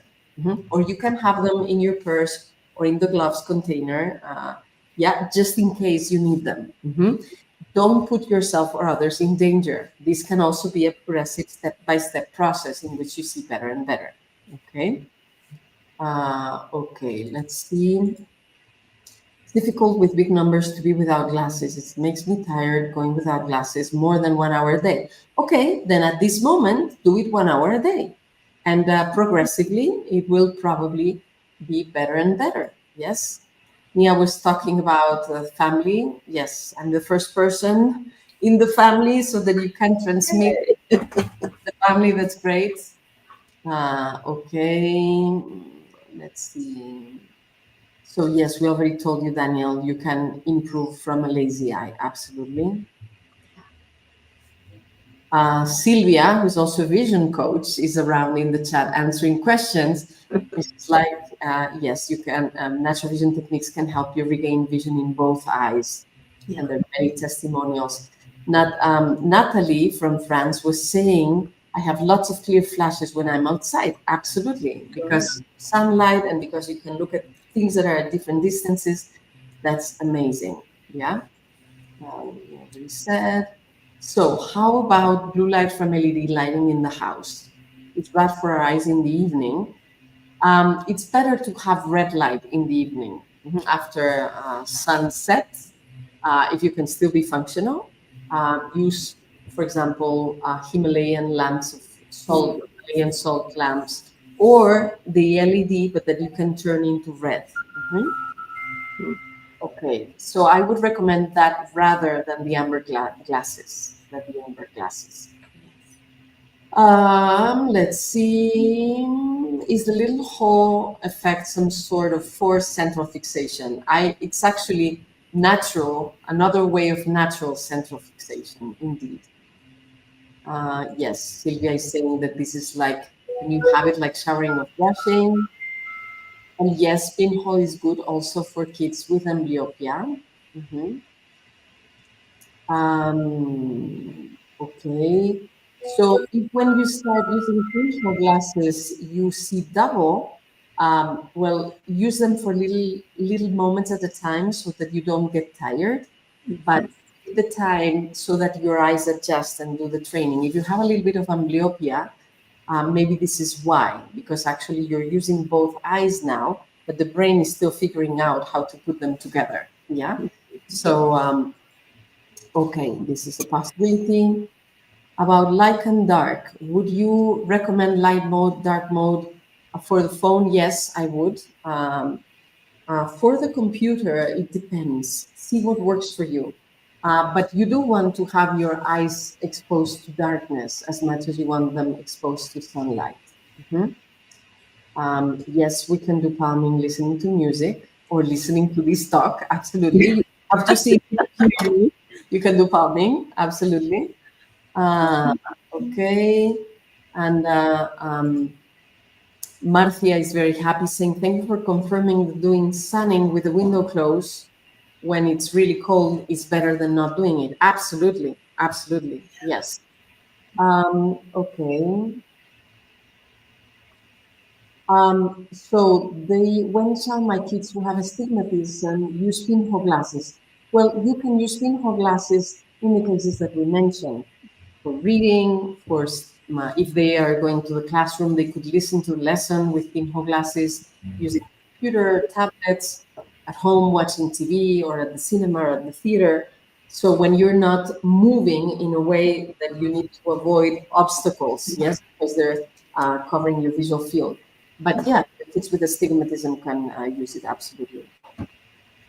Okay, and Florin, reacting to your live reaction to a previous comment, I know my glasses have become useless, probably too strong because my vision has improved so much. Come off. Yay! Once in just 2 weeks, your glasses became too strong. Then you don't want to wear them as much as possible. Otherwise, you would train your eyes into getting used to them again. So absolutely, I'm very, very happy for you. And Lika is super happy. Thanks for answering. A new habit it will be. Very good. And I saw something that I didn't understand, but it disappeared. So I don't see the question anymore. Anyway, if for some reason I haven't answered one of your questions, know that you can at any time send an email to support Ainhoa at ClearSightMethod.com, and the team will answer if there's something that I didn't see or I didn't answer. But see, the advantage of coming live is that we can look at most of the questions and give you an answer. Is there something else, Diana, Maria, anyone that you have seen that should be answered to? No, you think we're good? I think we've covered everything and more. Okay. Okay, well, then I'm going to continue. Thank you so much, Diana, for being here with me to explain so many things. And I would like to ask you a question. So I told you that now we were reaching the Ecuador of the training, right? Of the four-part masterclass, Wake Up Your Eyes. So I would like to know, we're at the midpoint of the training of these $300 worth of value that you're getting for free. And I would like to know if you consider that what you are learning is useful, is valuable, that you're happy with what you're learning, the results you're getting, if you think that the information you're receiving is really worth and valuable and worth taking the time to be here and to practice the techniques. Please write this in the chat. Because we're in the middle, right? And I have some news for you. Yes? Are you getting the value? You consider you're getting the values? Well, I have bad news and good news. The bad news, I'll start with that, is that you could do these exercises, and many of you are noticing that you're improving when you're doing them, but some of you could not improve with the exercises or reach a plateau and not improve anymore. Or maybe you think it's valuable and you don't yet notice a change. And why is that? Well, this is where the good news come, because we're going to talk about that tomorrow. You could do the exercises and not improve because, and actually you could even get surgery and not improve. And that is because the key to permanent eyesight improvement lies elsewhere than in the eyes. It lies, the answer is going to be, the full answer, it's going to be in lesson number 3. We're going to release the video tomorrow for lesson number 3, and we'll do the live a couple days later. Yes? And Alison Kuban is like, so much value, and Terry is like, valuable, this is definitely noticing an improvement, great. So what's going to happen in the 3rd lesson? What are we going to talk about? Well, we're going to talk about some deep stuff that most people are not even aware of this. 80% of eyesight issues start at the time in your life where you're living something with stress and you hold the emotions of that stressful time. And so if you need to address the emotional aspects of eyesight so that your eyesight improves for good. In lesson number 3, you're going to learn that your way of seeing reflects your way of being. And you're going to discover how the eyesight symptoms you've had up to now discover aspects of your personality that you actually may want to have a look at and change, not only to see better, but to be happier. So we're going to see how to change to see clearly. You're going to see how your inner vision is linked to your outer vision, and you're going to learn how to transform both. You're going to learn the symptom translation technique, so you learn to understand what's the meaning of each symptom. What do they talk about? What emotions are held, depending of if you have if you're nearsighted or farsighted, or you have astigmatism or macular degeneration or glaucoma or dry eye or floaters. The emotions held are different. The meaning of those symptoms are different. So we're going to show you the symptom translation technique, and we're going to explain the meaning of the 15 most common eyesight symptoms, so that you can look at where to see in your emotions, in your life, in your personality, the things that you need to change so that you see clearly outside and inside. And in the way, you're going to learn so much more. A lot of information. Yes. Okay, and Florine, if you're in between, so your glasses are too strong, but your vision is not yet absolutely clear, you need to keep participating to learn more stuff so that you go further and you get out of the in-between and you just reach the full goal that you have. Yes. So stay with us, because there's still a lot coming, a lot of surprises, a lot of great deep learning that is not only going to allow you to see clearly, but to be happier. So for many, many people, lesson number 3 is their all-time favorite. So I invite you to stay with us and keep participating. And for that, you need to make sure that you're registered. So team, please, if you could drop the link so people can register in case they were here for the first time listening to this. Yeah. And is there a recording of the lives? Yes, but as much as you can, come and participate live. Tomorrow we'll deliver the video on your email, and then come to the live so we can go deeper also. You see that we answer questions, that you'll hear personal stories from people benefiting from all these techniques. So make sure you come live.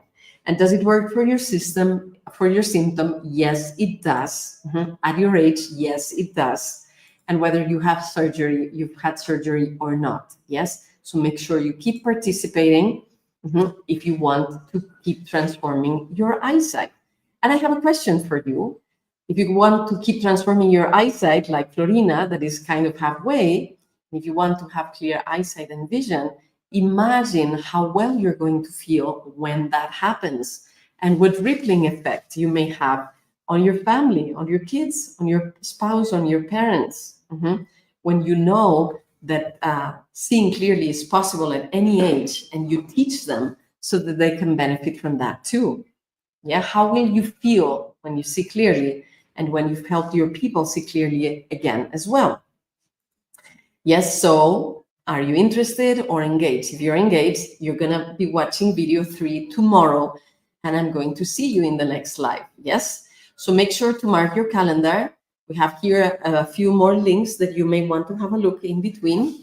Yeah, if you want to register online to the course, or you want to subscribe to the YouTube channel, follow us on Facebook, or you want to check testimonials of people who have done this before you. Yes.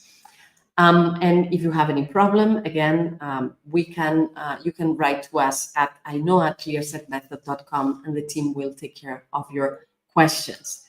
Now, I would like to know, what was your takeaway from today's session? What was the inspiring idea, the preferred technique, the testimonial that you liked? What was eye-opening or life-changing that you got to get today? That would be very nice to read. Yes. And in any case, congratulations for making it up to here. This was 2 hours full packed with content, advice, answering questions, seeing testimonials, learning stories. And I'm super, super happy that you were here with me. So see you tomorrow for lesson number 3. And in between, take care, be happy, enjoy the beauty of life, and we'll see each other tomorrow and better.